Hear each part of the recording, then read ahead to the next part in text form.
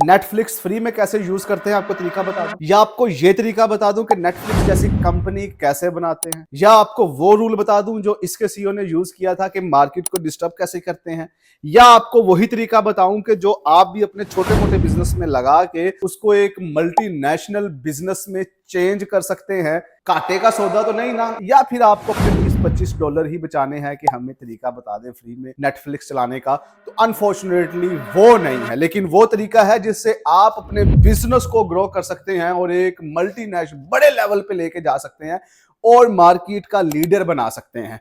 तो उसके लिए नेटफ्लिक्स ने क्या किया वो आप भी कर सकते हैं। सिंपल स्ट्रेटजी थी उसकी, उसने एवेल्युएट किया कि मार्केट के अंदर गैप कहां पे है।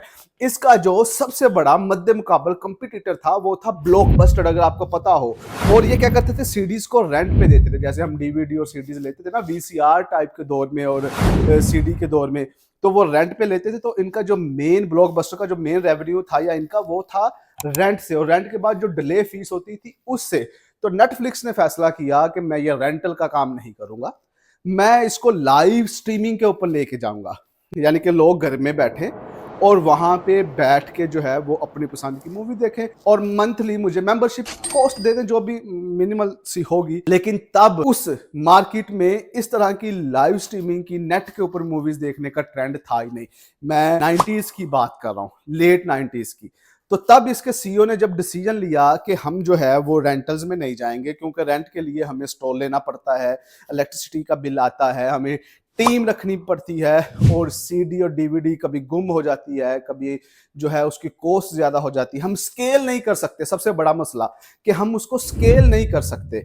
हम कितनी जगह पे वो स्टोर बना सकते हैं, एक सिटी के अंदर 20-25 स्टोर भी कम होते हैं, तो उससे हमारी लेबर और हमारी कॉस्ट ज्यादा है। बजाय इसके कि दुनिया में कहीं भी कोई बंदा बैठा हो, वो देखे और वो अपनी मर्जी की मूवी वहां से देखे। इजी भी है, लोगों को चलना फिरना और टाइम निकाल के उस स्टोर पे आने की जरूरत भी नहीं है। तो तब उसको किसी ने कहा, जो आपको भी पता ही नहीं है, नेटफ्लिक्स के ओनर को और सीईओ को भी कहा, यार तेरा नुकसान हो जाएगा, रेंट पे तेरा काम इतना चल रहा है तो सारी मार्केट का शेयर जो है वो ब्लॉकबस्टर लेके चला जाएगा, तो मुंह देखता रह जाएगा। उसने फिर यहाँ पे जो कहा वो एक गोल्डन जुमला था। उसका जो जुमला था वो बिजनेसमैन के लिए एक गोल्डन लाइन है, प्रोवर्ब है, उसको ये याद रखना चाहिए हमेशा जब उसने स्केल करना हो, जब उसने डोमेस्टिक लेवल पे सिटी और सिटी से फिर सूबे और सूबे से फिर नेशनल, नेशनल से इंटरनेशनल, इंटरनेशनल से फिर मल्टीनेशनल जब उसने जाना है, तो ये जुमला उसके लिए बहुत जरूरी है कि मैं वक्ती नुकसान बर्दाश्त कर लूंगा, मुझे वक्ती लॉस नजर आ रहा है, but with the passage of time market मेरी होगी, मेरे पास फर्स्ट मूवर एडवांटेज होगा। ये बहुत सारे बिजनेस ओनर नहीं समझते, वो थोड़े से प्रॉफिट के ऊपर तकिया कर लेते हैं और फिर उसी के अंदर समझते हैं कि हम ग्रो करेंगे। लेकिन नेटफ्लिक्स के ओनर ने ये नहीं कहा। उसने कहा कोई बात नहीं, ब्लॉकबस्टर करता रहे, रेंटल सारा कुछ ये वो उसकी मार्केट है, लेकिन मैं फ्यूचर की तरफ जाने वाला हूं। क्योंकि फिर गूगल आया, उसके बाद याहू मेरा ख्याल पहले आया, फिर गूगल आया, फिर इंटरनेट का दौर हुआ, और अब पूरी दुनिया में सिर्फ और सिर्फ नेटफ्लिक्स देखा जाता है। मिलियंस ऑफ डॉलर का प्रॉफिट है सिर्फ एक फैसले की वजह से, एक सीईओ की वजह से। तो अगर किसी कंपनी में, किसी ऑर्गेनाइजेशन में, या आप अपनी लाइफ में डिसीजन लेना सीख जाते हैं पूरी स्टडी के बाद, तो वो एक फैसला आपको इतनी ऊंचाइयों पे लेके जा सकता है।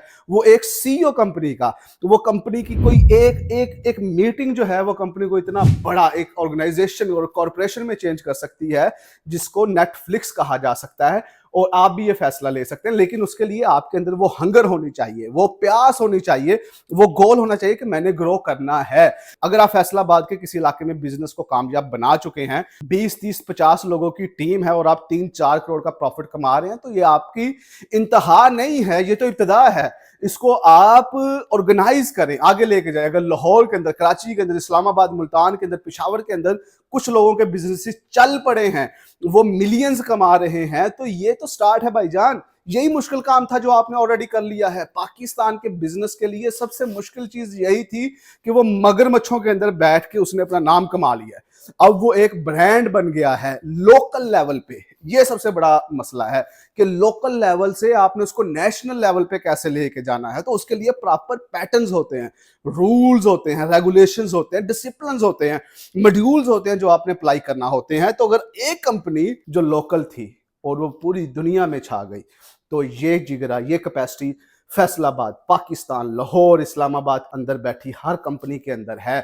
क्या है? राइट स्ट्रेटजी लगानी ना, राइट तरीकेकार से आपने आगे बढ़ना है। अच्छे मेरिट के ऊपर कोई चाचे दा, फुफी दा, मामी दा, चाची दा भरा भरू नूं बिठा के आपने आगे प्रमोट नहीं करना, मेरिट पे पोजीशंस देनी है। जब आप कंपनी को मेरिट पे लेके जाते हैं, अपने भाई को उसका सीईओ नहीं लगा देते या उसका फाइनेंस का, मार्केटिंग का अपना रिश्तेदार नहीं लगाते, आप मेरिट के ऊपर लोगों को जज करते हैं और फिर आप उनको पोजीशन देते हैं, तो फिर आपकी विजन स्टेटमेंट के साथ वो बंदा लॉयल होकर काम करता है, क्योंकि उसके अंदर भी वो भूख और तड़प होती है कि मैंने इस कंपनी को आगे लेके जाना है। क्योंकि लीडर अपना विजन अपने एम्प्लॉय के अंदर लगाता है कि किस तरह से वो उसने आगे जाना है। तो अगर आप अपने विजन को ब्रॉड नहीं कर सकते, अगर आप चंद चंद चंद चंद शहरों के अंदर अपने बिजनेस को बढ़ा नहीं सकते, तो भाईजान इंटरनेशनल और मल्टीनेशनल तो बहुत दूर की चीज है।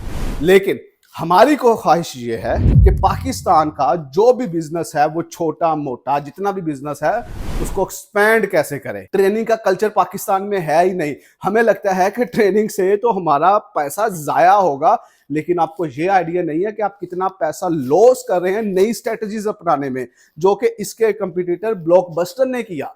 बहुत सारी कंपनीज, लाहौर की मिसाल ले लें, बहुत सी कंपनीज जो एक ही साल में चली, एक ही साल में उन्होंने स्टार्ट किया, लेकिन एक जो है वो लाहौर की ब्रांडेड कंपनी बन गई और दूसरी अभी भी स्ट्रगल कर रही है। Right mindset, right training, right coaching, right फैसले, राइट पीपल, अच्छे लोग, और वही कंपनी के जो लोकल थी वो नेशनल लेवल पे चली गई, वो इंटरनेशनल लेवल पे चली गई, वो स्टॉक के अंदर लिस्टेड।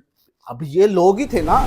तो पाकिस्तान के हर एक बिजनेसमैन का ख्वाब होना चाहिए, वो कपड़े बेचता हो, वो जूती बेचता हो, वो वॉच बेचता हो, वो मफल बेचता हो, वो साबुन बेचता हो, वो सर्फ बेचता हो, वो कट पीस बेचता हो, वो नान टिक्की क्यों ना बेचता हो, उसकी ख्वाहिश होनी चाहिए कि मैं इसको इंटरनेशनल लेवल पे लेके जाऊंगा।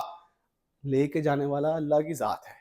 आपने वो तड़प पैदा करनी है जो इस बंदे ने एक फैसले से की। तो उस फैसले के पीछे प्रॉपर स्टडी थी, उसका पैशन था, और जो काबिल लोग अपना दिल, विजन और हौसला और यकीन लेके आते हैं, तो फिर उनके लिए रास्ते खुल जाते हैं।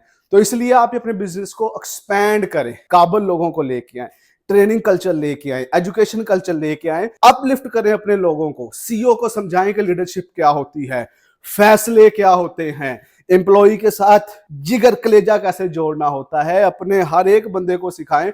सीईओ को पता हो कि मेरे चपड़ासी के क्या मसले हैं, ताकि चपड़ासी बाहर बैठा हो, उसको पता है कि मैं गिरूंगा तो मेरा सीईओ मुझे संभाल लेगा।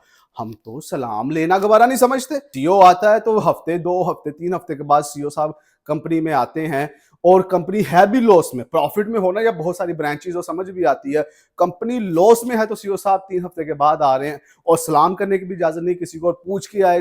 अरे भाई, अपने आप को पेश करो लोगों के सामने, ताकि आपको पता हो कि तकलीफ क्या है मेरे एक फर्द की, और वो अपना खून तभी डालेगा कि जो आपकी कंपनी को बिलियंस ऑफ डॉलर्स में लेके जाएगी।